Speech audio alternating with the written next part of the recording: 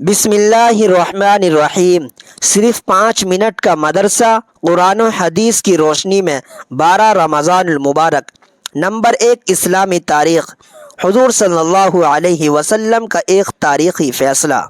رسول اللہ صلی اللہ علیہ وسلم کی نبوت سے چند سال قبل خانہ کعبہ کو دوبارہ تعمیر کرنے کی ضرورت پیش آئی۔ تمام قبیلے کے لوگوں نے مل کر خانہ کعبے کی تعمیر کی، لیکن جب حجر اسود کو رکھنے کا وقت آیا تو سخت اختلافات پیدا ہو گئے۔ ہر قبیلہ چاہتا تھا کہ اس کو یہ شرف حاصل ہو، لہٰذا ہر طرف سے تلواریں کھنچ گئی اور قتل و خون کی نوبت آ گئی۔ جب معاملہ اس طرح نہ سلجھا تو ایک بوڑھے شخص نے یہ رائے دی کہ کل صبح جو شخص سب سے پہلے حرم میں آئے گا وہی اس کا فیصلہ کرے گا۔ سب نے یہ رائے پسند کی۔ دوسرے دن سب سے پہلے حضور صلی اللہ علیہ وسلم داخل ہوئے۔ آپ صلی اللہ علیہ وسلم کو دیکھتے ہی سب بول اٹھے، یہ امین ہیں، ہم ان کے فیصلے پر راضی ہیں۔ آپ صلی اللہ علیہ وسلم نے ایک چادر منگوائی اور حجر اسود کو اس پر رکھا اور ہر قبیلے کے سردار سے چادر کے کونے پکڑوا کر اس کو کعبے تک لے گئے اور اپنے ہاتھ سے حجر اسود کو اس کی جگہ رکھ دیا۔ اس طرح آپ صلی اللہ علیہ وسلم کے ذریعے ایک بڑے فتنے کا خاتمہ ہو گیا۔ نمبر 2، حضور صلی اللہ علیہ وسلم کا معجزہ، پہاڑ کا ہلنا۔ رسول اللہ صلی اللہ علیہ وسلم ایک مرتبہ احد پہاڑ پر چڑھے۔ آپ صلی اللہ علیہ وسلم کے ساتھ حضرت ابو بکر، عمر اور عثمان رضی اللہ عنہ بھی تھے۔ وہ پہاڑ ہلنے لگا۔ رسول اللہ صلی اللہ علیہ وسلم نے پہاڑ پر اپنا پاؤں مار کر فرمایا، اے احد ٹھہر جا، تجھ پر ایک نبی، ایک صدیق اور 2 شہید ہیں۔ تو وہ ٹھہر گیا۔ نمبر 3، ایک فرض کے بارے میں، اذان سن کر نماز کے لیے نہ جانا۔ رسول اللہ صلی اللہ علیہ وسلم نے فرمایا، سراسر ظلم، کفر اور نفاق ہے اس شخص کا فعل جو اللہ کے منادی یعنی مؤذن کی آواز سنے اور نماز کو نہ جائے۔ نمبر 4، ایک سنت کے بارے میں، گناہوں سے معافی کی دعا۔ اپنے گناہوں سے معافی مانگنے اور اللہ تعالیٰ سے رحم و کرم طلب کرنے کے لیے یہ دعا کرنی چاہیے۔ یہ حضرت آدم و حوا علیہم السلام کی دعا ہے جو انہوں نے اپنی معافی کے لیے اللہ تعالیٰ سے کی تھی۔ ربنا ظلمنا انفسنا وان لم تغفر لنا وترحمنا لنکونن من الخاسرین۔ ترجمہ، اے ہمارے رب، ہم نے اپنی جانوں پر بڑا ظلم کیا، اب اگر آپ ہماری مغفرت نہیں فرمائیں گے اور رحم نہیں کریں گے تو ہمارا بڑا نقصان ہو جائے گا۔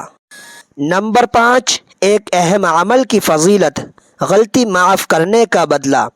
رسول اللہ صلی اللہ علیہ وسلم نے فرمایا، قیامت کے دن ایک پکارنے والا پکارے گا کہ کہاں ہیں وہ لوگ جو لوگوں کی غلطیاں معاف کر دیا کرتے تھے؟ وہ اپنے پروردگار کے حضور میں آئیں اور اپنا انعام لے جائیں، کیونکہ ہر وہ مسلمان جس کی لوگوں کو معاف کرنے کی عادت تھی وہ جنت میں جانے کا حقدار ہے۔ نمبر 6، ایک گناہ کے بارے میں، حضرت عیسیٰ علیہ السلام کو خدا ماننا۔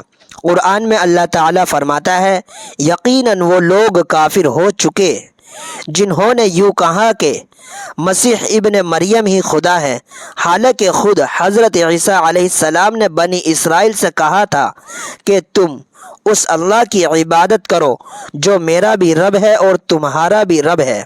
یقین جانو جو شخص اللہ کے ساتھ کسی کو شریک کرے گا تو اللہ تعالیٰ اس پر جنت حرام کر دے گا اور اس کا ٹھکانہ جہنم ہے، اور ایسے ظالموں کا کوئی مددگار نہیں ہوگا۔ نمبر 7، دنیا کے بارے میں، دنیا چاہنے والوں کا انجام۔ قرآن میں اللہ تعالیٰ فرماتا ہے، جو کوئی دنیا ہی چاہتا ہے تو ہم اس کو دنیا میں جتنا چاہتے ہیں جل دیتے ہیں، پھر ہم اس کے لیے دوزخ مقرر کر دیتے ہیں جس میں قیامت کے دن ذلت و رسوائی کے ساتھ دھکیل دیے جائیں گے۔ نمبر 8، آخرت کے بارے میں، قیامت کے دن کے سوالات۔ رسول اللہ صلی اللہ علیہ وسلم نے فرمایا، انسان کے قدم قیامت کے دن اللہ کے سامنے سے اس وقت تک نہیں ہٹیں گے جب تک اس سے 5 چیزوں کے بارے میں سوال نہ کر لیا جائے۔ نمبر 1، اس کی عمر کے بارے میں کہ اس کو کہاں ختم کیا۔ نمبر 2، اس کی جوانی کے بارے میں کہ اس کو کہاں خرچ کیا۔ نمبر 3، مال کہاں سے کمایا۔ نمبر 4، کہاں خرچ کیا۔ نمبر 5، علم کے مطابق کیا کیا عمل کیا۔ نمبر 9، طب نبوی سے علاج، انار سے علاج۔ رسول اللہ صلی اللہ علیہ وسلم نے فرمایا، انار کو اس کے اندرونی چھلکے سمیت کھاؤ کیونکہ یہ معدے کو صاف کرتا ہے۔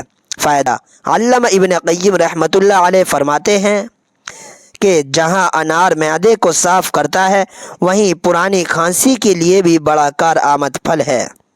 10، نبی صلی اللہ علیہ وسلم کی نصیحت۔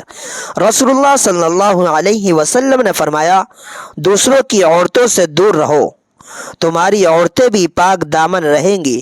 اپنے والدین کے ساتھ حسن سلوک کرو، تمہاری اولاد بھی تم سے حسن سلوک کرے گی۔